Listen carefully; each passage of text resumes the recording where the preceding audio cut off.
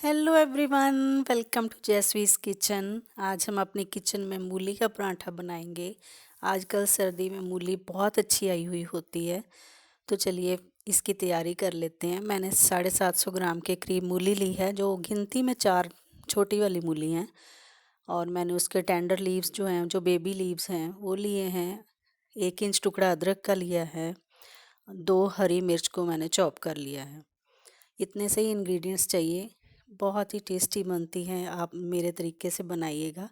Video and तक ज़रूर देखिएगा, और पसंद आए तो याद से लाइक और शेयर कीजिएगा। और मेरे चैनल को सब्सक्राइब ज़रूर कर दीजिएगा, ताकि मेरी सारी नोटिफिकेशंस आप तक पहुंच सके। तो चलिए हम मूली को ग्रेट कर लेते हैं। और जो उसके बेबी लीव्स हैं वो उसको हमने चॉप कर लिया है। ग्रीन चिलीज़ को चॉप कर लिया है, और अदरक को मैंने ग्रेट कर लिया है।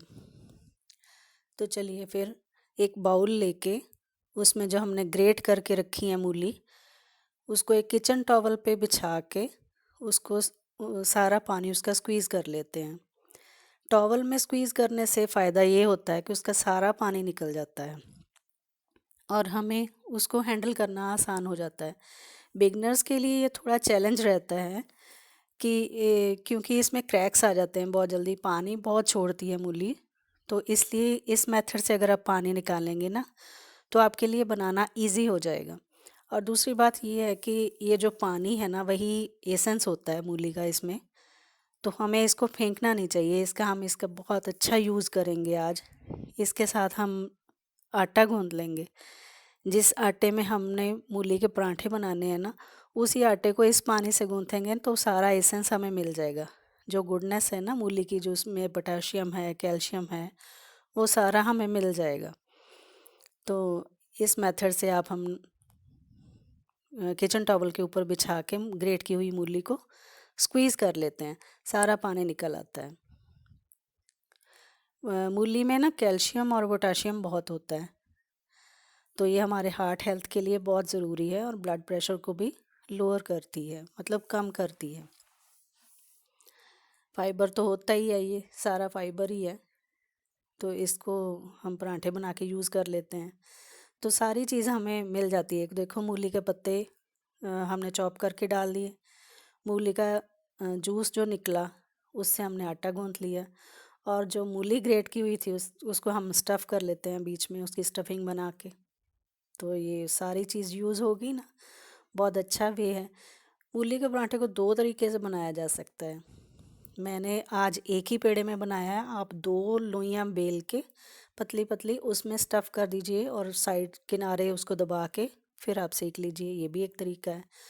तो चलिए हम ऐसे करते हैं, सारी चीज़ों को मिक्स कर लेते हैं। जो हमने ग्रेट की है मूली, उसको, पत्ते को, अदरक को, और सारी चीज़ें मिक्स करके उसके बाद हम मसाले डाल लेते हैं। हरी मिर्च ऐड कर लेते हैं।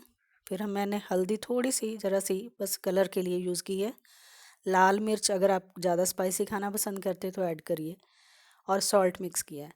सॉल्ट अब तभी मिक्स कीजिए जब आप बनाने जा रहे हो, क्योंकि अगर आप फिर बना के आप मिक्स करके सॉल्ट को छोड़ देंगे ना, तो फिर से मूली में से पानी निकल आएगा, आपको फिर से उसको स्क्वीज़ करना पड़ेगा।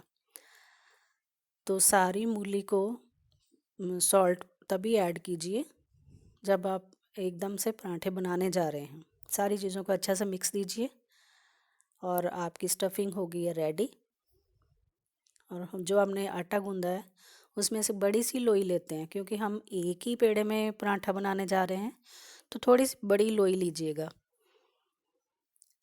ठीक है, फिर उसको आप हाथ से फ्लैट कीजिए, या फिर बेलन के साथ आप उसको थोड़ा सा फैला लीजिए, ताकि स्टफिंग अच्छी सी उसमें भर सके। स्टफिंग कम होगी ना, तो फिर अच्छा नहीं लगता पराठा, फिर आटा आटा मुंह में आता है, फिर वो अच्छा नहीं लगता।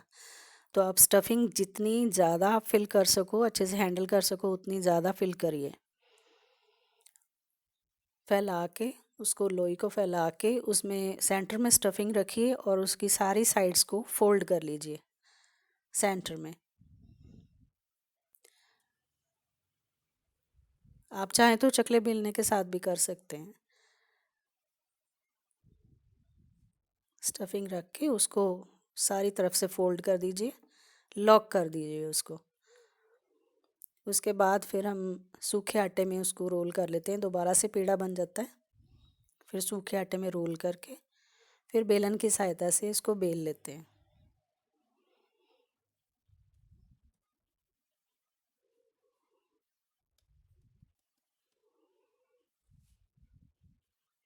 बेलन की सहायता से जब आप बेलते हैं ना तो थोड़ा मतलब जेंटली उसको प्रेस करिएगा, क्योंकि इसमें पानी बहुत रहता है, तो उसको थोड़ा हल्के हल्के से प्रेस करके बेलिएगा।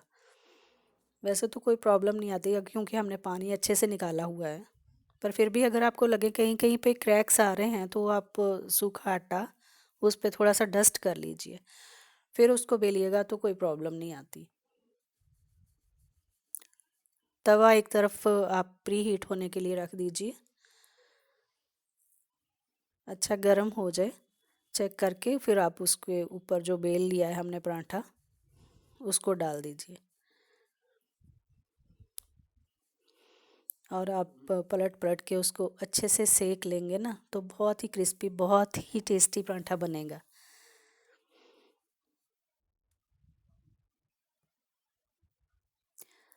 और थोड़ा थोड़ा सेक लेने के बाद ही फिर ही आप घी या बटर जो भी आप अप्लाई करना चाहते हैं फिर ही अप्लाई करिएगा, क्योंकि कच्चे पराठे के ऊपर जब आप घी या बटर कुछ भी लगाते हैं ना तो वो ज़्यादा लगता है, बहुत ज़्यादा लगता है। तो फिर आप ऐसा फ़ील करते हैं कि हम बहुत सारा बटर खा रहे हैं या बहुत सारा घी ले रहे हैं, एक गिल्ट आ जाता है मन में।